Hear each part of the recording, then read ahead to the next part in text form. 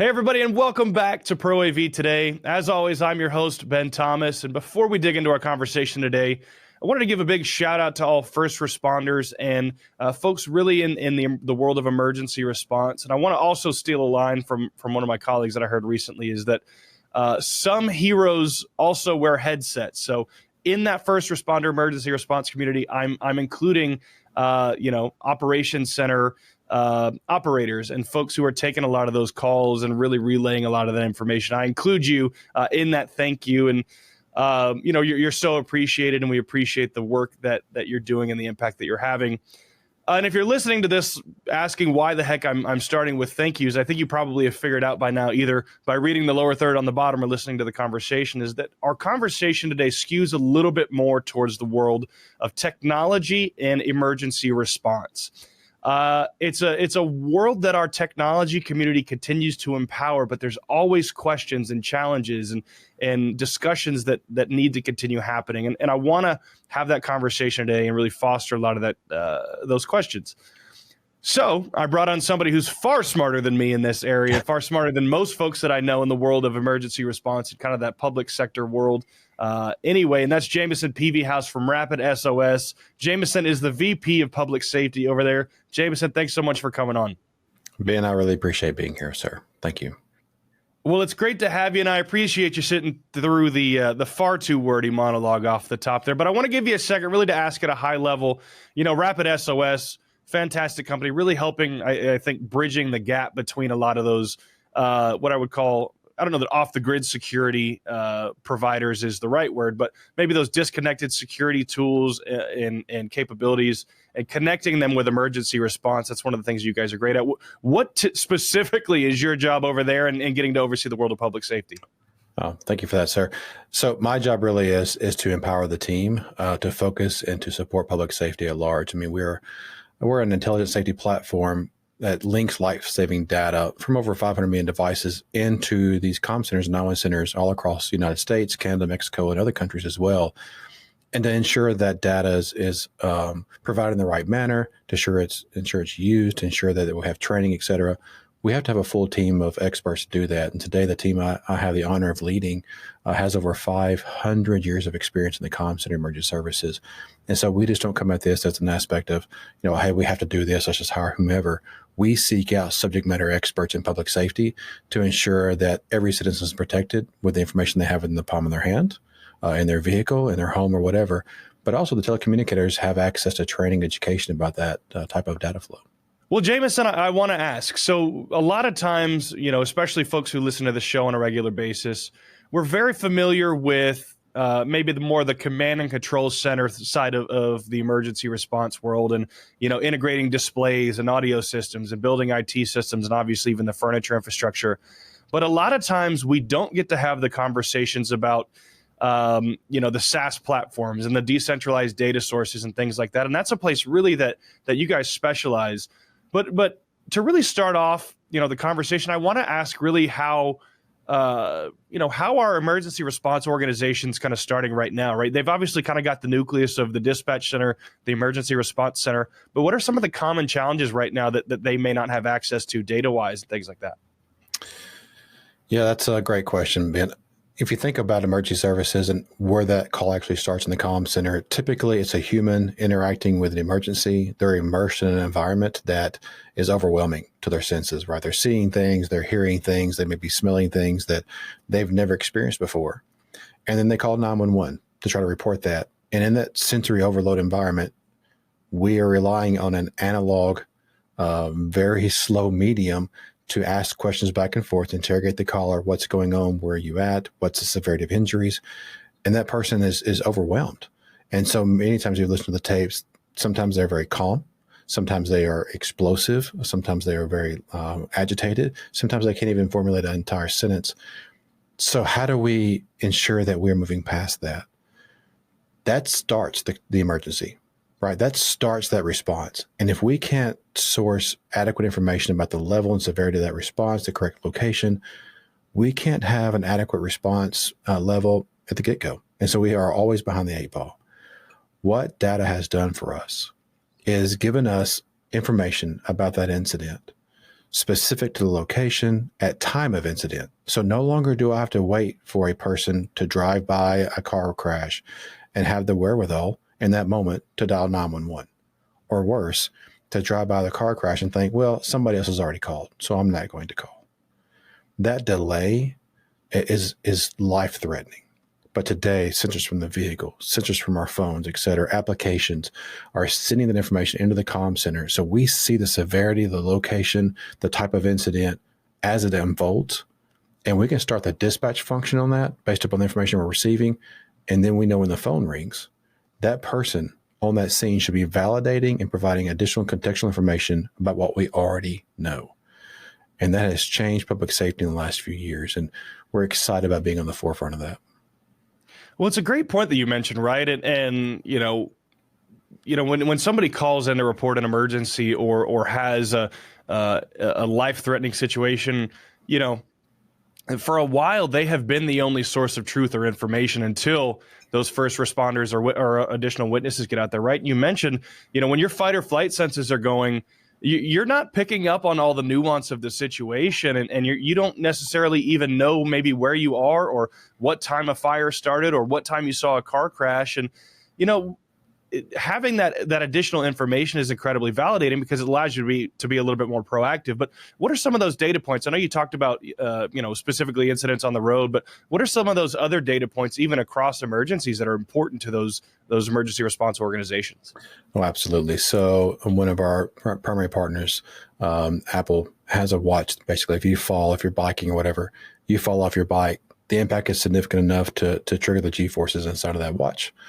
That watch understands, hey, this person may be injured. It first attempts to notify you that's wearing the watch. If there's no response, that watch will initiate a call into 911, delivering information about that person to the comm center and say, hey, this person may be unconscious. Here's their location. For vehicles, man, the amount of trauma we have seen from vehicle accidents is severe. However, it's that first golden hour of response to get them to a level 1 trauma center or get them to a local ER to be able to stabilize that person. Every second that we can save in that process and understand that emergency better is saving lives. And so things such as, well, I passed by an accident, there was a lot of damage to the vehicle. Well, crumple zones are very misleading in the amount of damage that we have. But the vehicle tells me, the vehicle is traveling at 45 miles an hour in this direction. It came to a sudden stop with 7 G's of force, 3 airbags deployed. There were 4 occupants. Only 2 were actually restrained. There was a side impact at the initial frontal impact. That type of information is life-changing and life-saving. And those are things that we would never be able to glean from a human who's on the scene trying to tell us information. And so now we have that would be like a level 2 response or level 3 response with multiple units, or it may be a helicopter to start that process faster. And is that typically instantaneous, or how quickly is that data transmitted? It is instantaneous. And we've done a lot of tests across the country, of course, here in the US and Canada as well, with our partner SiriusXM. And like as soon as that incident occurs, that information's coming up inside of our portal, inside the comm center that we give to them for free. And they see the information, they see the location on the map, and then the phone call happens immediately after that. And so understand, like, man, this is amazing. And we always talk about the health and safety of the human and the public, but it's also the health and safety of the telecommunicator. And Ben, for 50 years in the comm center, we have been working, and then the 911 phone will ring. And there is a brief few seconds there where the telecommunicator has to get their mind set and ready. So when they pick up that phone, whatever's on the other end of that line, they're going to have to handle. And it might be simple. It may be a loose animal in the neighborhood, or it may be someone whose child has just drowned in the swimming pool. And we never know what that is until we pick that phone up and then we start the interrogation. That cumulative stress and trauma on that telecommunicator is terrible. I can tell you from experience. My friends, myself, my families, it's terrible. Today, being able to give them information before that phone rings, they see it on the screen. They understand the data behind it. They know the exact location. They're like, okay, this is going to be a bad one. And the phone rings. 911, where's your emergency? I see you're reporting the accident here. Do you have any additional information? Is it a blue GMC Okay, thank you very much. That process now reduces that stress level in the telecommunicator, and we see longevity in 911 starting to actually mature instead of people staying in for 3 to 4 years and then having to leave because of stress environment. Well, really, I've got a couple follow-up questions. Sure. We even during our pre-interview discussion, I was thinking about this because, I live in Dallas, so live here in Texas, which is by no means a rural area anymore. But, a lot of these technical applications are incredibly important for more rural and municipal areas, right? Agreed. Imagine now, being in Texas, I'm an hour and a half away from not being able to see anybody for miles and miles, right? But there's still a level of emergency response that has to happen, not only on those highways, but burning buildings, accidents, injury reports, things like that. How well does technology like this translate to those rural areas as well? Great follow-on point. I would say, first of all, that if you're in Dallas, you're an hour and a half away from being in Dallas. So kudos to your traffic there. That's fair. So we think about what technology has done, particularly the advance of broadband throughout the U.S., right? Really getting broadband to the rural areas has allowed us to have an explosion of devices and availability of IoT in a myriad of applications. We were talking earlier about school safety, right? No longer do you have to live in a metropolitan area with a solid internet backbone to be able to have, a different level of security and safety for that campus.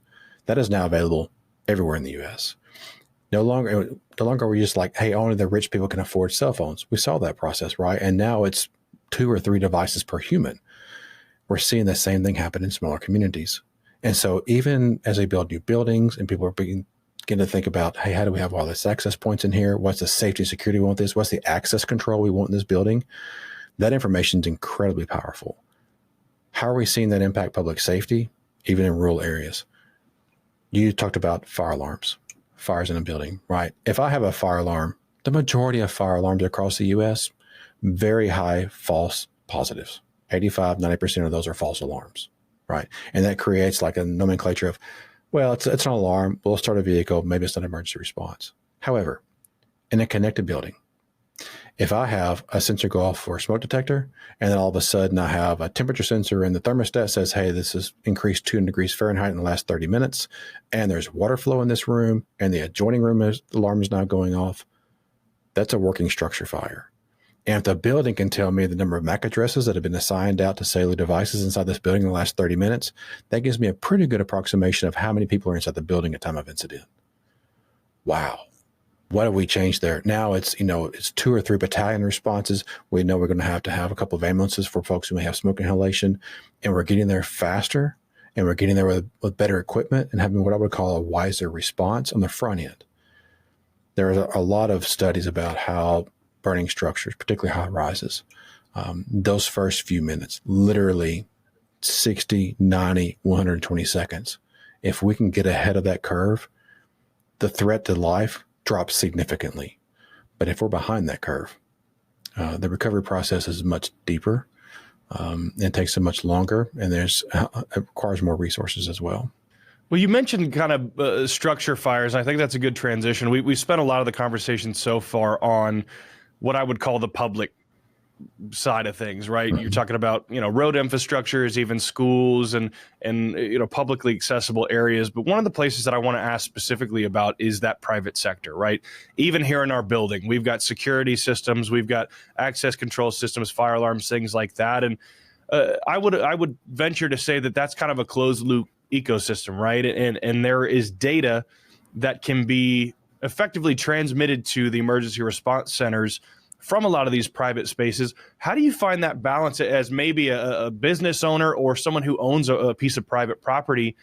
What sort of data points are they willing to give up, or are they at scale to allow things like emergency response to be better notified? For so long, we've only thought about emergency response as my local jurisdiction. I'm the jurisdiction having authority. I'm only concerned about things in my jurisdiction. I only purchase things in my jurisdiction. But I think about what we've been doing with Honeywell, one of the largest providers of alarms inside the entire, really the globe. And the fact that they partner with us at that level creates a different dynamic for every locality throughout the U.S. There's probably not many localities that don't have a Honeywell sensor somewhere in their jurisdiction. And I think about that. I think instead of having to go to each ECC and have them partner with each school to maybe get their data into a platform at time of emergency. That's a very small loop, but it's very hard to close. But if I go to the providers like Honeywell, who are on the bleeding edge of technology and looking at AI implications, I can partner with them for all of their alarm systems throughout the entire US. And now that scalability is massive. And every emergency communication center, every telecommunicator is going to have the same access to life-saving data in rural Tennessee as we do in New York City. And that is amazing because now we have a faster response for us. And the comm center didn't really have to do anything. They don't have to go out and source the information. So RapidSOS steps in as being that gateway between these providers of data at scale and to the comm center. And we talk about that being really global solutions married to that local intelligence. Because I can have a global solution, but having local responders who understand my process and understand my politics and my protocols, that local intelligence is incredibly important for having a safe response. And I love being at the nexus between those two things. Well, Jamison, I've got to play devil's advocate here, right? Sure. And we're in a world right now where information is currency, right? Data is currency for a lot of people. And someone might hear, oh, I can integrate a device and I could get the fire emergency response here 5 minutes quicker. But, there's that natural fear and apprehension, especially as you mentioned tools like AI and predictive analytics, machine learning, where there might be people who might have a little bit of hesitancy. Do you see that regularly? Is that something that you guys face, or is it something where folks are like, hey, this could be potentially life-saving. I'm willing to give this information up? Well, I will tell you that one of the hardest things to overcome in public safety has been change, right? We get into a very comfortable zone of response and we know what to expect. And injecting things like a data flow, it's a change in that workflow. But what we have found is if we integrate the data into the current workflows, we ensure that that data is protected, that we are providing HIPAA compliance, SOC 2 type of compliance, those things that really matter. It's trusted now. And having a background in public safety on our team, going out and speaking to individual ECCs, that trust begins to build. And over time, what we've seen is now I trust the data actually more than I trust the human, because the human is fallible. The human is really standing in this moment of just intense overload. But that data point, that sensor, that thermostat, whatever it may be, is only reporting the true nature of what's going on in that scene. And so now the data becomes actually more precise than the human element. And the data is providing us more information to take the human element out of that. Maybe I can resolve this emergency before the human gets on the scene.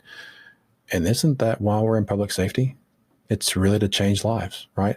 You ask every person, why do they get in public safety? I want to save lives. The best way to save lives, reduce emergencies. And that's where we sit. Well, I think that's, even in general, just a great response to a lot of the reluctance to automation and new technologies is the idea that, look, we recognize that change is difficult, but at the end of the day, it's about improving your life, right? Whether that's access to more safety tools or making things, from the world of robotics, doing things that humans shouldn't be or probably can't do, right? And I think that's one of the battles that we face a lot of times as a technology community is that there's a lot of fear and apprehension of the unknown. And even just anecdotally, as I've been able to really learn a lot more about kind of some of the work that you guys are doing at RapidSOS and even really in the world of public sector, is that, there are a lot of technologies that exist that the public really doesn't know about for one reason or another. One of the things that jumps out to me is really the idea of text to 911, right? Mm-hmm. I bet you and I'm pretty technologically advanced and things like that. And I didn't even know that existed till like 3 months ago, right? There's a lot of education that has to occur.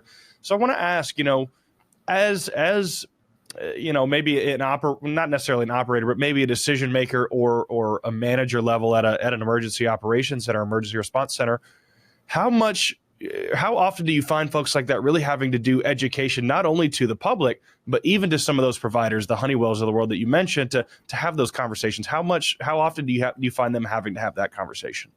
That's a great point. And I think about how we work with our B2B partners, right, our business to business partners, explaining to them how emergency response works varies by every city. right? But every response jurisdiction is a little bit different. So we use and utilize the professionalism and the history and the experience of our public safety team to inform them on better decisions. And what we find is they come with a great idea. I'm like, that's fantastic. But let's look at the workflow from the standpoint of your customer, the end customer, right? They're in an emergency. What's the most important information that we need to get into that 911 center immediately? And what's additional information that needs to follow up? And what we have found is our partners are very responsive to that. Their end goal is to protect their customers. Whatever the platform they may have, solution they may have, they want to provide protection and safety to their customers. I think about Uber in that stance with us. They want their riders and their drivers to be protected. And so a solution set that says, how do we work best with public safety to ensure that if anything happens, there's an accident, how do my customers get a higher level of service utilizing my solution and my platform through RapidSOS? And that's been really part of our core values. That trust and safety bleeds over into B2B all the way through public safety. And you start closing this gap around the citizens that we serve, whether they be a customer or they just be a local citizen that I serve on a daily basis.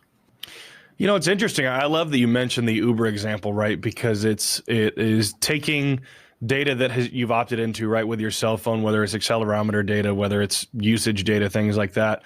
You could tell when somebody's been in a crash thing. But, you know, obviously the world of public safety continues to evolve as, you know, not only the data changes, but our threats continue to change, right? You see, I even hate to use this example, right? But school shootings and security breaches and you know, threats inside churches and houses of worship and public places. The threats continue to evolve. What are some of the ways that, you know, you're gathering data in unique ways to even be proactive and preventative? Because transparently, unless you've got something like you know, shot detection system, you're not going to have that data point, right? Because there's not a fire alarm that's going off. There's not all these different alarms that are going off. How do you continue to evolve as new threats continue to emerge? Brother, I'm so glad you brought this up. One of the ways that we have looked at the data from critical incidents, such as an active assailant, whether that be in a school setting, campus setting, church setting, et cetera, is we look at the information as it comes into the ECC, right? So typically it's a very nominal day, and all of a sudden, on average, there's a spike between 15 and 22,000% increase in call volume. And then it drops off, and then the radio traffic and response spikes as well, and it continues for the first 60 minutes. So everything left of bang, left of the incident, somebody reporting shots being fired, is a typical day. How do we get left of bang for that? One of our partners, Zero Eyes. Fantastic. If you have not researched them, please do. They integrate to your already existing cameras that you have inside of your school, your church, your hospital, your commercial building. And if someone walks into a frame of that camera carrying a weapon, not shot spotter, not listening to shots being fired, but carrying a weapon, it automatically detects that weapon. It sends an immediate notification to their 24-hour monitoring center, which is staffed by either retired law enforcement or special operations forces. And they look at it and say, yep, that's not a cop. That's in a protected zone. That is a weapon. They have 3 seconds. They hit that information. It goes directly into the comm center and in the hands of first responders, comes up on the map. You see the person. You see the description. You see exactly where they're at in the building. If there's an indoor map there, you see where they're standing in the building. And as they're moving through that time and space, you get updates in their location. Now your response is started before the shots have even been fired. And on average, an active shooter event, the suspect will be outside the perimeter in the field of view of a camera 4 to 6 minutes before entering the building. Do you know how many officers we can get on scene in 4 minutes with a suspect armed in a gun-free zone? That changes everything about how we think about respondents to not quite active assailants, right? That left of bang. And I talk about Zero Eyes and that platform everywhere I go because it is so powerful. The safety and security it provides to every citizen is incredible. Will it solve all issues? Of course not. But will it solve the most societal impacting ones? Yeah, it can. Well, and I love that you mentioned that too, right? Because that really is the crossover point a lot of times between our collective communities, right? Normally, folks who are listeners and community members of this show skew a little bit more towards the hardware manufacturer, the service provider side of things. And I think you really kind of hit the nail on the head where Look, there is a natural integration between the hardware capabilities and the functionality of existing technology, whether it's in a building, whether it's in a park, whether it's, wherever you've got your technology. Heck, maybe it's in a home, right? Wherever your technology is installed, and the service provider and emergency response side of things. And it's so incredible to see, as a community, that we're willing to have those cross departmental conversations, if you will, right? We've lived in a world for a long time where not everybody, but a lot of folks have been more concerned about guarding the secret sauce. And I think that as our communities collectively continue to expand, even beyond just the world of emergency response, you look at things like access control in general in airports and hardened places like government buildings and things like that. It's far larger than just the world of immediate emergency response. We have to keep having those conversations. And look, I am willing to be the first person to admit to you, I have a lot more questions in this world for the world of public safety and then how technology integrates than I do a lot of other areas. But it's a world that continually fascinates me because it's the true intersection of, at the end of the line, humans on the worst day of their lives in most cases, and how technology can help save their lives or make their lives literally better at a moment's notice. Yes, sir. We think about that and where we're going as an organization, as an industry in public safety. And really the end goal for us, we want to see call volumes and emergencies drop significantly in the next 18 months. We want to start preventing emergencies so that the human doesn't have to be injured, doesn't have to pay for their car to be repaired, doesn't have to miss time off from work, doesn't get hundreds of thousands of dollars in hospital bills. If we can do that, wow, man, that's incredible for the society as a whole. It doesn't replace public safety. We're always going to have some emergencies, but if we can reduce the ones that are the most costly, both to human interactions and human impacts, we've done something. And as RapidSOS, it's a core mission. Like, we definitely want to help out in every emergency that's going on, but we want to start finding ways to prevent those as well, so that we can actually provide a deeper, I guess I'd say, value to that trust and safety we've been building now for the last 10 years. Well, it's incredible to hear. And I'll tell you this, I know we're going to have some people asking questions. How can, I get more involved with the public safety community? How can I create technology that's more available from a data transmission standpoint? And I'll just ask you, if people are interested in learning more, maybe specifically about RapidSOS or some potential partnership or collaboration opportunities, what's the best way to reach out to you? You can find me on LinkedIn, J Peevyhouse. At rapidsos.com. I always joke that's common spelling, but it's JPEEVYHOUSE. And be happy to connect you to the right people internally. Be happy to answer any questions you may have, or the concerns you may have as well. We love having good conversations, things that we may learn from your business that may be applicable to public safety, and finding a way to really marry those two things together, both for the support of the general public, but also specifically the customers that you serve on a daily basis. Well, Jamison, look, we appreciate you having you on. Yes, sir. I'll tell you this, we're going to have to find a reason to have you back on the show soon, because anytime. This is one of the topics really in our community right now where there is a lack of education, because when you look at the world of installed technology and integrated technology, for a long time, it's been a nice to have, whether that's a conference room, whether that's, a hotel, whether that's, you name it, right? It's great to have a lot of that technology, but we're at a point now where the capabilities really allow us to cross over into a lot of different industries, emergency response being one of those. So I'm sure we'll find a way to have you on the show again here soon and continue to pick your brain a little bit more. Sounds great, Ben. Really appreciate it, sir. Well, thank you, Jamison, and thank you to you for tuning in as well. We appreciate you. Be sure to like and subscribe and check us out again next time on Pro AV Today.